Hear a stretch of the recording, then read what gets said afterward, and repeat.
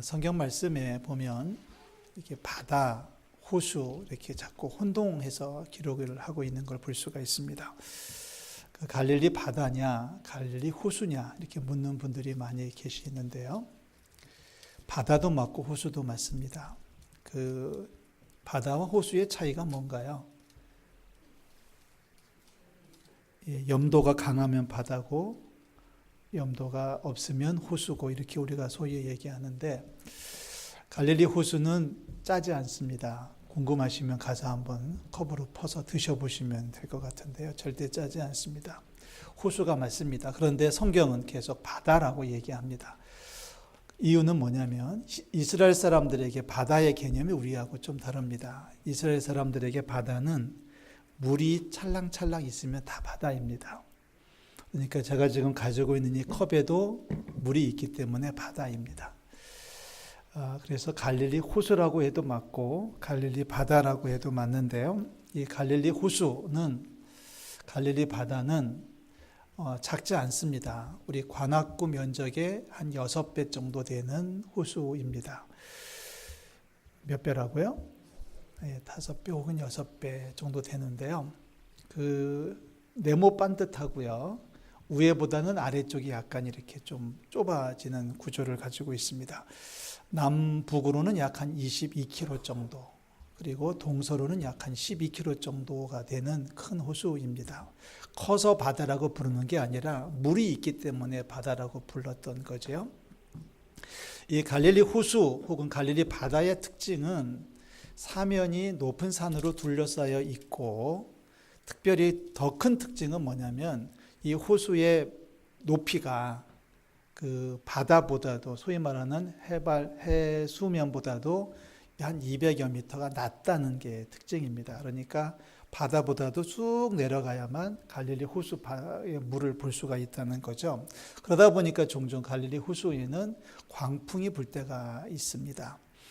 그 시도 때도 없이 광풍이 불었다가 금방 그치기도 하고, 특별히 해가 떨어지는 시간쯤 되면 유난히 바다에 광풍이 많이 불어서 어부들도 이 시간에는 배를 띄우지 않는 것을 상식으로 알고 있을 정도입니다.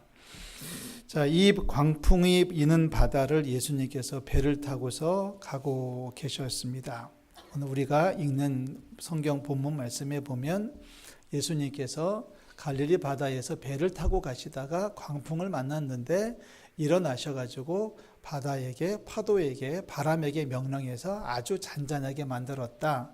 그래서 우리 예수님은 자연현상, 그 바다도 바람도 통제하시는 하나님의 아들이시다라는 사실을 우리에게 알려주고 있습니다. 하나님은 살아계신 줄로 믿습니다. 하나님은 세상 만물을 통제하시고 주관하시는 우리의 하나님 아버지 되시는 줄로 믿습니다. 자, 배를 타고 이제 바다 건너편으로 가자 하고서는, 그리고 나서는 예수님은 이제 배의 앞부분, 그러니까 우리 고물이라고 하죠. 배의 앞쪽에서 주무셨습니다. 근데 성경은 예수님의 주무시는 모습을 베개를 베고 주무셨다라고 얘기합니다. 관용적인 표현이죠. 그 깜빡 잠이 드는 게 아니라 아예 자리 깔고 주무셨다는 뜻입니다.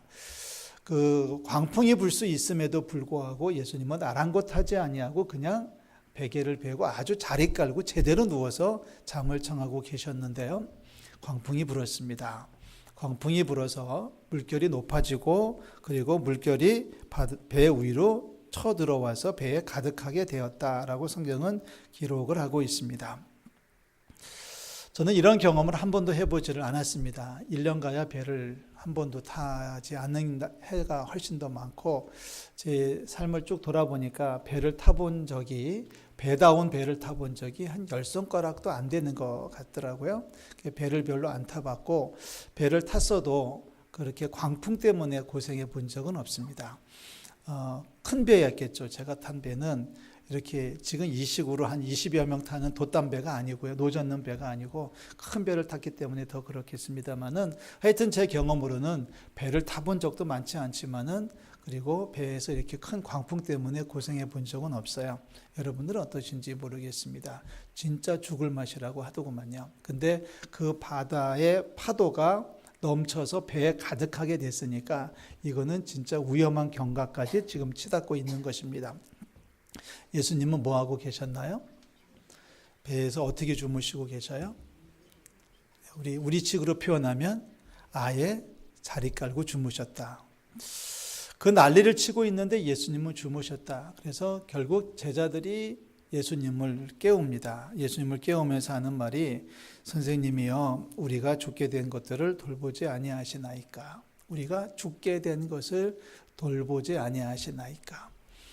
예수님께서 깨워서 이렇게 보니까 파도가 치고 난리가 아니잖아요. 그래서 이제 바다에게 명령을 하십니다. 잠잠하라 고요하라고 하시니까 바람이 그치고 아주 고요해졌다. 잔잔해졌다. 그리고 나서 예수님께서 이렇게 얘기를 하십니다. 여러분 40절 말씀을 한 번 더 읽겠습니다. 40절 이에 제자들에게 이르시되 어찌하여 이렇게 무서워하느냐 너희가 어찌 믿음이 없느냐 하시니. 자, 이 말을 좀 생동감 있게 읽어보면 어떨까요? 지금 예수님 걱정해서 하는 얘기가 아니라 화가 나서 하시는 얘기예요. 예수님 좀 안타까운 마음으로 너무 힘들지 하는 얘기가 아니라 이 바보 같은 녀석들아 이렇게 야단을 치시는 거예요. 여러분 그 느낌이 오십니까? 잘 모르시면 여러분의 아이가 성적표를 받았는데 뒤에서 3등 했다고 생각하시고 그 느낌으로 이제 읽으시면 됩니다. 한 번 더 읽겠습니다. 40절 어찌하여부터 시작합니다. 시작. 어찌하여 이렇게 무서워하느냐 너희가 어찌 믿음이 없느냐. 자, 풀어볼게요. 여러분 감이 잘 안 오시죠? 좀 풀면 이 바보 같은 녀석들아 나오겠죠. 욕이 나오겠죠. 이 정신 나간 놈아 이놈들아 너네들 왜 무서워해? 왜 무서워해? 왜 아직까지도 믿음이 없어? 왜 아직까지도 믿음이 없는 거야? 이 바보 같은 녀석들아. 저도 지금 흉내를 잘 못 내겠는데 예수님 지금 엄청 화가 나신 거예요. 그죠? 여러분 우스갯소리 한마디 할까요? 너무 여러분 긴장하신 것 같아서 제가 우스갯소리 한번 할게요. 예수님 왜 화가 나셨는지 맞춰보세요. 답을 아시는 분은 웃으시는 건가요? 왜 화가 나셨죠? 자는데 깨웠잖아요. 자다 말고 일어나가지고 예수님 화가 나신 겁니다. 야, 이 바보 같은 놈들아, 이 멍청한 놈들아, 왜 아직까지도 믿음이 없어? 왜 겁을 먹고 왜 두려워 떨고 있는 거야? 이 멍청한 놈들아. 예수님 지금 야단을 치셨습니다. 그렇다면 왜 야단을 치신 걸까요? 뭐가 믿음이 없는 걸까요? 뭐가 문제인 건가요? 예수님을 깨워서 문제가 아니고요. 뭐가 예수님을 그렇게 화내게 만들었을까요? 자, 우리는 두 가지 가능성을 볼 수 있습니다. 폭풍을 만난 게 화가 났을까요? 아니면은 폭풍을 만난 제자들의 대처하는 태도가 잘못됐을까요?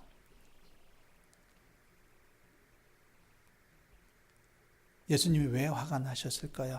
뭘 가지시고 너네들 왜 아직까지도 믿음이 이 모양이야? 왜 아직까지도 믿음이 없는 거야? 라고 예수님께서 화가 나셨던 이유는 폭풍을 만났기 때문은 아닙니다. 문제는 예수님이 화가 나셨던 이유는 폭풍을 만난 사람들이, 제자들이 폭풍을 만났을 때 그 대처하는 모습이, 그 태도가, 마음 자세가, 행동 거지가 예수님 마음에 안 들었던 거죠. 왜요? 무서웠잖아요. 제자들 지금 예수님을 뭐라고 깨워요? 우리가 지금 죽게 되었습니다. 죽기는 왜 죽냐는 거죠. 여러분 잘 보셔야 됩니다. 우리도 살다 보면 풍랑을 만날 때가 왜 없겠습니까? 풍랑을 만날 때가 죄송하지만 있습니다. 우리는 하나님 앞에서 평안을 구하고 있고 하나님 앞에서 하나님의 축복을 구하고 있지만 사실 따지고 보면 살다 보면은 풍랑을 만날 때가 있습니다. 아이들이 잘못될 때도 있고요. 그리고 사업에 어려움을 당할 때도 있고요. 인간관계에서 문제가 발생할 때도 있고요. 하던 일이 잘 안 풀릴 때도 있고요. 결정적으로는 몸이 아플 때도 있습니다. 몸이 아플 때가 있지 않습니까? 늘 그렇게 기도를 하죠. 하나님 우리 성도들에게 평안을 주세요라고 기도하는데 병원에 가보면 한편으로는 마음이 푸근해지면서도 한편으로는 아쉬울 때가 있어요. 어떤 게 이제 입원한 환자들 이렇게 쭉 누워 있는데 가서 보면 신자들이 너무 많은 거예요. 아니, 다 예수 안 믿는 사람만 다 누워 있고 신자들은 다 운동장에서 축구하고 있으면 참 좋을 텐데, 아니 보니까 목사님도 다치고 목사님도 아프고 목사님도 죽잖아요. 장로님도 아프고 장로님도 다치고 장로님도 죽지 않습니까? 어떤 신자의 병상을 가봤더니 그 머리맡에 이렇게 성경책이 놓여져 있으니까 푸근하긴 해요. 아, 이분이 믿음이 있구나. 그런데 문제는 뭐냐면 왜 이분이 아파야 되나 하는 안타까움이 솔직히 들 때가 있거든요. 우리를 솔직히 인정해야 돼요. 예수 믿는다고 아프지 말란 법이 없습니다. 죄송하지만 예수 믿는 사람도 과속하면 사고 나는 거예요. 아멘하고 싶지 않지만 솔직히 인정할 수밖에 없는 게 현장입니다. 현실입니다. 문제는, 중요한 것은 뭐냐면 풍랑을 만나지 않는 게 중요한 게 아니라 풍랑을 만난 다음에 그 풍랑을 헤쳐나가는 방법이 신자다우냐 신자답지 못하냐의 차이로 극명하게 갈린다는 거지요. 똑같은 풍랑을 만났지만 믿음이 있는 사람과 믿음이 없는 사람이 그 풍랑에 대처하는 방법이 다른 거예요. 여기에서 믿음이 중요한 겁니다. 지금 예수님은 그 사실을 날카롭게 지적하시는 거예요. 너희들 왜 아직까지도 믿음이 없는 거야? 왜 아직까지도 믿음이 이렇게 부족한 거야? 이 바보 같은 놈들아 라고 야단을 씌웠던 이유는 바로 풍랑을 만났을 때 풍랑을 헤쳐나가는 제자들의 모습이, 그 마음 자세가 믿음이 없는 자들 같았기 때문에 예수님께서 화가 나신 겁니다. 지금 제자들이 뭐라고 예수님을 깨워요? 우리가 죽게 된 것을 왜 돌아보지 않습니까? 깨울 때 제자들이 이 말을 깨우지 아니하고 주님 그냥 지금 어려움이 생겼어요. 주님이 좀 도와주세요. 주님이 도와주시면 문제가 해결될 수 있어요. 라고 말하면 예수님 그렇게 화내지 않으셨을 것 같아요.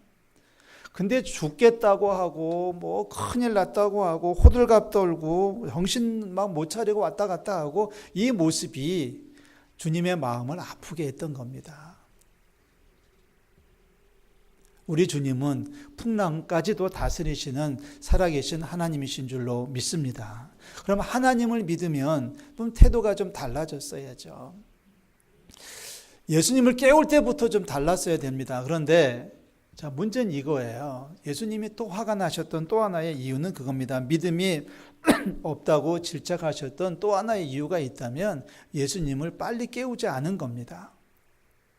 여러분 같으면 어떠시겠습니까? 여러분이 만약에 이 배 안에 있다면 어떻게 하시겠습니까? 지금 예수님과 함께 야외를 가고 있는데 어디를 좀 여행을 하고 있는데 예수님이 지금 주무시고 계신 거예요. 그런데 풍랑이 왔어요. 그럼 여러분 뭐 어떻게 해야 됩니까? 갑자기 하늘이 어두컴컴해지고 바람이 불기 시작하더니 파도가 치기 시작하고 파도가 높아지더니 그 물이 막 배에 들어오기 시작했습니다. 여러분 같으면 어떻게 해야 맞습니까? 어떻게 해야지 믿음이 있는 행위였겠습니까?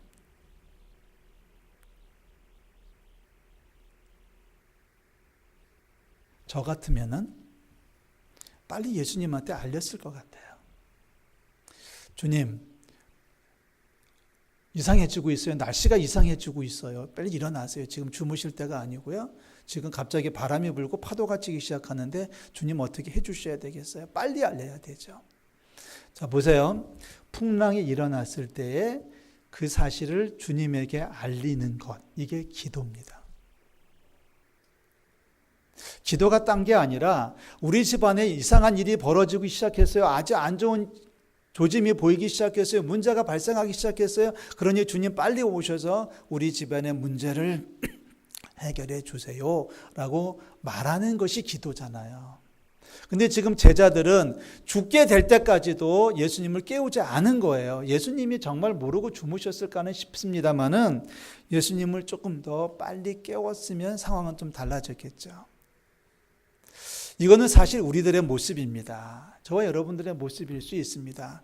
기도가 시작되는 타이밍이 너무 느려요. 평소에 기도를 하지 않고 있고 문제가 발생하는데 문제가 발생했을 때 그 문제를 해결하려고 우리는 엉뚱한 데 가서 도움을 청하는 경우가 너무나 많다는 겁니다. 돈 문제가 벌어지면 돈 있는 사람한테 가서 굽실거리고 몸에 이상이 오면 용하다는 의사를 찾는 데 너무 빠르고요. 가끔 목사인 저에게 속타게 하는 분들이 계셔요. 전화를 하시거나 아니면은 찾아와서 이런 얘기를 하셔요. 뭐 고맙기도 하고 안타깝기도 하는데 무슨 얘기인 거 아니? 목사님, 저희 남편이 병이 생겼어요. 무슨 병이에요? 그랬더니 무슨 병이 생겼답니다. 그러면 그 다음에 무슨 말이 나와야 돼요? 그분은 집사님이고 저는 목사입니다. 집사님이 저한테 와가지고 우리 남편이 아프대요. 병원에서 무슨 병에 걸렸대요. 라고 말하면서 하는 말이 그 다음 무슨 말이 나와야지 맞아요. 목사님 기도해 주세요가 맞잖아요. 근데 왜 저를 왜 복덕방 아저씨 취급하냐고요. 목사님 우리 남편이 아프대요. 병원에서 진단받았는데 결과가 뭐래요. 목사님 잘 아는 의사 아세요? 목사님 소개해 주실 만한 병원이 어디 있으세요? 이게 우리의 모습이거든요. 지금 풍랑이 오고 있습니다. 바람이 불기 시작하고 파도가 치기 시작하면 빨리 주님을 깨웠어야죠. 근데 깨우면서 하는 말이 뭐냐면 자기들끼리 막 하다가 기운 다 빠지고 하는 소리가 뭐냐면 우리가 죽게 됐습니다. 죽게 될 때까지도 예수님을 깨우지 않고 있다가 이것저것 다 해보다가 그제서야 주님을 깨우고 있으니까 주님이 화가 나시는 거죠. 주무시다가 깨서 화가 나신 게 아니라 늦게 깨웠고 주님에게 보고 빨리 안 했고 주님 앞에 구하지 않은 것 때문에 예수님이 화가 나신 겁니다. 이 바보 같은 놈들아, 왜 이렇게 무서워하냐? 왜 난리법석을 피우냐? 왜 이제 나를 깨우느냐? 문제가 있으면 빨리 나한테 얘기해서 내가 해결해 줄 수 있었을 텐데 왜 니네들끼리 고생하고 있느냐? 사랑하는 성도 여러분, 기도에 조금 더 민첩하게 반응할 수 있기를 주의 이름으로 축원합니다. 문제가 생기면 빨리 알려드려야죠. 왜 우리끼리 해보려고 노력하다가 기운만 다 빠지고 고생만 하다가 결국 아무것도 얻지 못하고 빈 털털이 돼가지고 주님 앞에 나오는지 모르겠습니다. 그래서 그것을 우리가 얘기할 때 기도의 민첩함이라고 얘기하는 거예요. 그러니까 기도의 민첩함을 우리가 빨리 못하니까 어떻게 해야 돼요? 늘 깨어 기도하고 있어야 되는 거죠. 우리가 늘 깨어 기도할 수 있는 또 하나의 조건이 있다면 바로 그 배 안에 예수 그리스도가 함께하고 계시다고 하는 사실입니다. 여러분 36절을 한 번 더 읽어볼게요. 36절이 이 사건의 중요한 조건입니다. 36절 다 같이 읽습니다. 그들이 무리를 떠나 예수를 배에 계신 그대로 모시고 가매 다른 배들도 함께하더니 예수님 지금 어디 계셔요? 예수님 지금 어디 계셔요? 배 안에 계신 거예요. 배 안에 계신, 다시 말하면 우리 인생 안에, 우리 삶 가운데 예수님이 계신 거예요. 우리 삶 가운데 예수님이 계셔야 돼요. 그래야만 빨리 도움을 구할 수 있는 거죠. 예수님과 동행한다는 게 바로 이러한 뜻이 아니겠습니까? 마가는 분명히 기록합니다. 예수님을 배에 모시고 가고 있었어요 라고 얘기하고 있어요. 그러니까 예수님과 동행하고 있었기 때문에, 예수님이 함께하고 있기 때문에 무서워할 이유가 없는 거지요.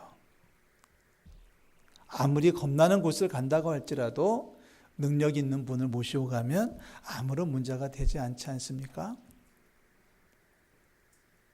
풍랑이 막 이는 배에서 12살짜리 어린아이가 싱글싱글 노래를 부르고 있는 이유는 그 선장이 바로 자기 아버지이기 때문에 그렇습니다. 옆에서는 난리를 핀다고 할지라도 그 아이는 얘기할 수 있죠. 저는 아빠의 실력을 믿어요. 아빠의 능력을 저는 믿거든요. 이 배의 선장이 우리 주님, 우리 아빠시거든요. 자, 풍랑을 만났다. 왜 죽는다고 호들갑 거리느냐? 왜 난리를 펴고 있느냐? 왜 낙심하고 좌절하고 실망하고 있느냐? 왜 인생을 포기하고 있느냐? 포기하지 말아야 되는 이유는 바로 우리 삶에 주님이 함께하고 계시기 때문에 그렇습니다. 여러분 그것을 확인하셔야 돼요. 나는 지금 주님과 함께 가고 있는지 아니면 나 혼자 가고 있는지.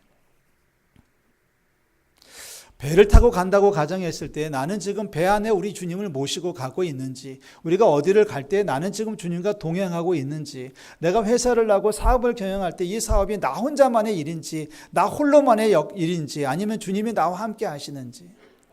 그러니까 우리가 매일같이 아침마다 나와서 주님 앞에 기도하는 건 그거잖아요. 주님, 오늘도 우리와 동행하여 주시옵소서. 주님 앞에 뭘 구할 게 아니라 주님 같이 가주세요라고 기도하는 거잖아요.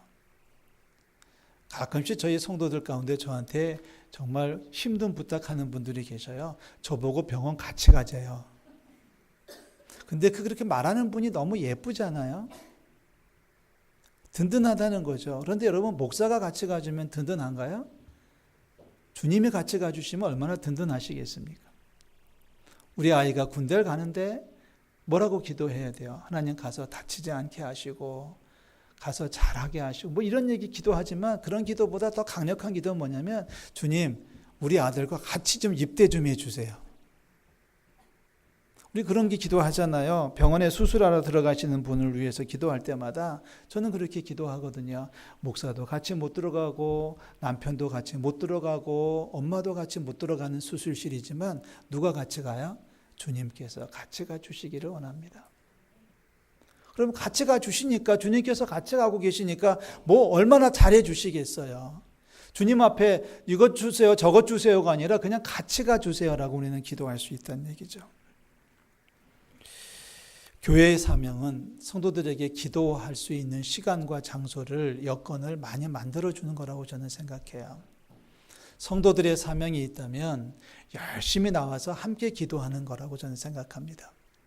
그래서 우리는 매일같이 새벽 기도를 해요. 가끔 제 친구들이, 주변 목사님 저한테 이런 얘기해요. 왜 구목사는 토요일도 새벽 기도하고 주일도 새벽 기도하냐고 저한테 이렇게 묻는 분들이 계셔요. 근데 저는 이렇게 대답합니다. 토요일 새벽도 새벽이고 주일 새벽도 새벽이니까 새벽에 나와서 기도하는 것뿐이다. 성도들은 많이 안 나오더라고요. 벌써 주말에 쉬는 분들이 계시잖아요. 여호수아 기도회를 하고 있습니다. 또 우리가 언제든지 출근하는 길에, 퇴근하는 길에, 아니 우리가 있는 처소에서, 집에서, 사무실에서 기도할 수 있습니다. 기도를 하지 않고 나 혼자 열심히 일하다가 결국 마지막에 가서 우리가 죽게 됐어요 라고 그때 가서 얘기하지 마시고요. 그때 가서 얘기하지 마시고요. 날이 어둑어둑해지면 빨리 가서 주님을 깨우셔야 됩니다. 주님, 날이 컴컴해지고 있어요. 빗방울이 한두 방울 떨어지면 그때 가서 빨리 주님 비가 오잖아요 라고 깨울 수 있어야 된다는 얘기죠. 광풍이 불 때까지, 물이 배에 넘칠 때까지 기다리지 말고 우리 주님과 함께하며 주님을 깨울 수 있는 저와 여러분들이 되시기를 주의 이름으로 축원합니다. 사순절에 우리의 키프레이즈는 주님과 동행입니다. 하나님과 함께 가기입니다. 예수를 따라가는 거예요. 주님을 따라가는 거예요. 주님께서 우리의 인생을 돌보시면서, 야, 이 바보 같은 녀석아, 어찌 믿음이 없느냐, 주님께서 질책하시면 어떡하실래요? 주님과 동행하는 우리 모든 성도들 되시기를 주의 이름으로 축원합니다. 기도하겠습니다. 하나님 아버지,